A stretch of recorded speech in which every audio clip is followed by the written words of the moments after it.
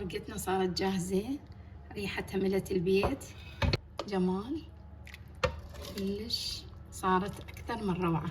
طريقة عمل الطرشانة أكلة عراقية بامتياز، تتكون من المشمش المجفف والآلو العالوتة.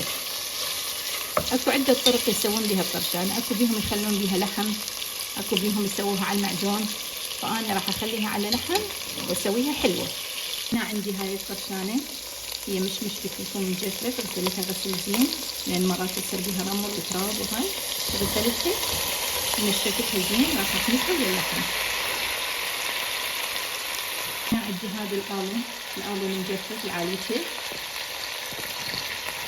كمية تصير قليلة من الآلو، يعني المشمش يكون أكثر من كذا، يعني إذا كان المشمش نص كيلو الآلو يكون يعني كوب.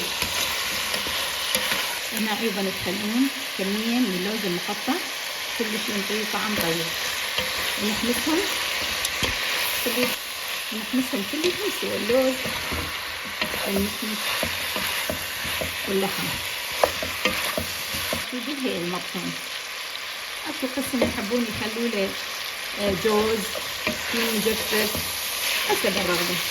انا هسه خليت لها بس لوز مقطع.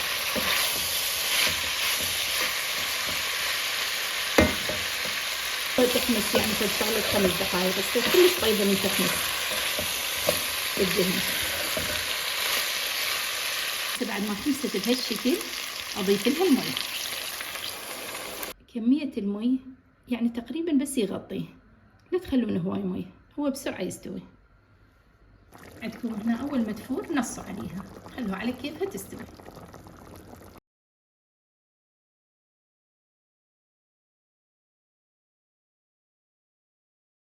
كوب شكر،